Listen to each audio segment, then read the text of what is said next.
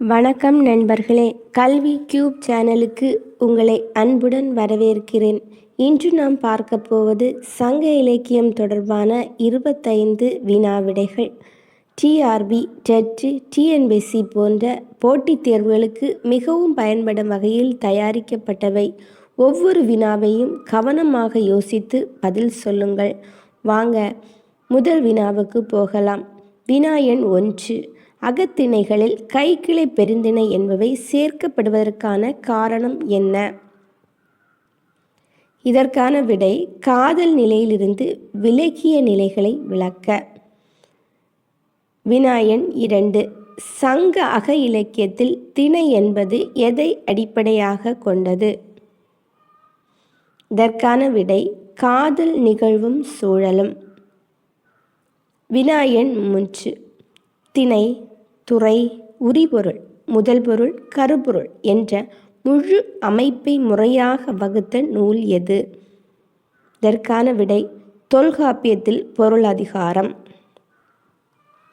வினா எண் 4. முல்லைத்திணையில் தலைவியின் மனநிலை பெரும்பாலும் எதை குறிக்கும்? இதற்கான விடை பொறுமை மற்றும் எதிர்பார்ப்பு.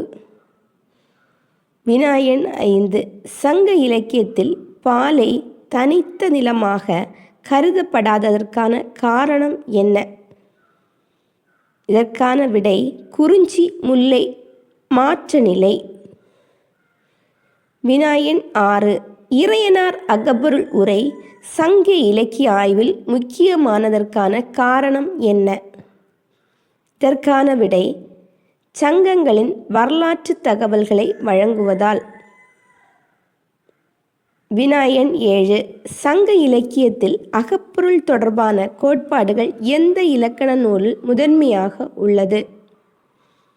இதற்கான விடை தொல்காப்பியம். வினா எண் 8. சங்க இலக்கியத்தில் புறத்துறை என்பதன் பிரதான நோக்கம் என்ன? இதற்கான விடை அரசியல் சமூக வாழ்வை பதிவு செய்ய. வினா எண் 9. உரிபொருள் என்ற சொல் சங்க இலக்கியத்தில் எதை குறிக்கிறது? இதற்கான விடை நிகழ்வு மற்றும் செயல். வினா எண் 10. சங்க இலக்கியத்தில் திணை அமைப்பின் அடிப்படை நோக்கம் என்ன? இதற்கான விடை மனித உணர்வுகளை இயற்கையுடன் இணைத்து விளக்க. வினா எண் 11. அகத்திணை பாடல்கள் தலைவன், தோழி, செவிலி என்ற பாத்திர அமைப்பு முக்கியமாக தோன்றுவதற்கு காரணம் என்ன? விடை காதல் நிகழ்வின் மறைமுக வெளிப்பாட்டிற்கு. வினா எண் 12. திணை என்பது நிலம் அல்ல, வாழ்க்கை முறை என்ற கூற்றின் உண்மை பொருள் என்ன? இதற்கான விடை மனித உணர்வு செயல்களை மையமாக கொண்டது. வினா எண் 13. சங்க இலக்கியத்தில் கருப்பொருள் என்பதில் அடங்காதது எது? இதற்கான விடை மனித உணர்வு. வினா எண் 14. அக இலக்கியத்தில் பொய்யுரை பயன்பட்டதன் முக்கிய நோக்கம் என்ன? இதற்கான விடை நேரடி வெளிப்பாட்டை தவிர்க்க. வினா எண் 15. சங்க இலக்கியத்தில் உள்ளுறை உவமை அதிகமாக பயன்படுத்தப்படுவது எதற்காக? இதற்கான விடை பொருள் மறைமுகமாக சொல்ல. வினா எண் 16.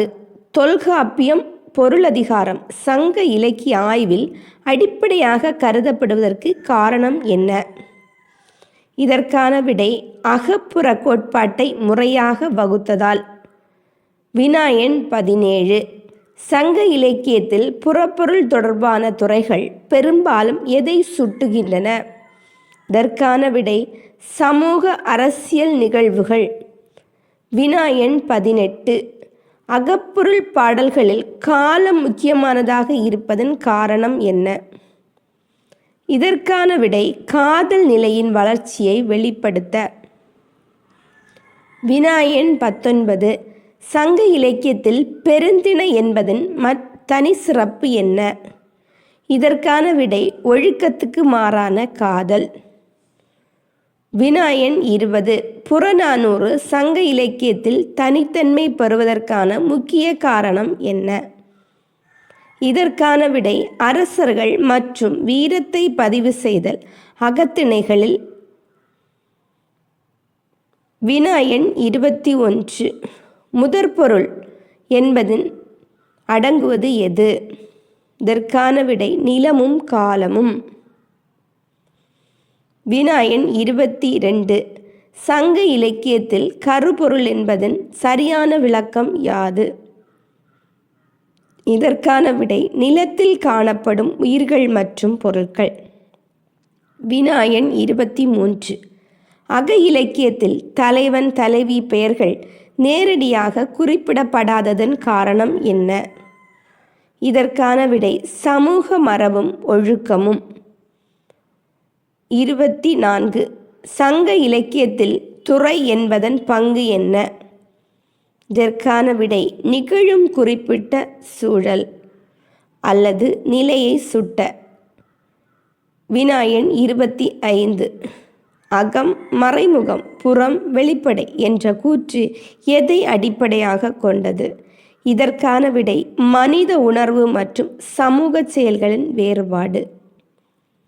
நண்பர்களே, இன்றைய டே 2 சங்கம் லிட்ரேச்சர் MCQ வினாவிடைகள் இத்துடன் முடிவடைகிறது. இந்த வினாக்கள் உங்களுக்கு பயனுள்ளதாக இருந்தால் லைக் பண்ணுங்கள், ஷேர் பண்ணுங்கள், சப்ஸ்கிரைப் செய்ய மறக்காதீங்க.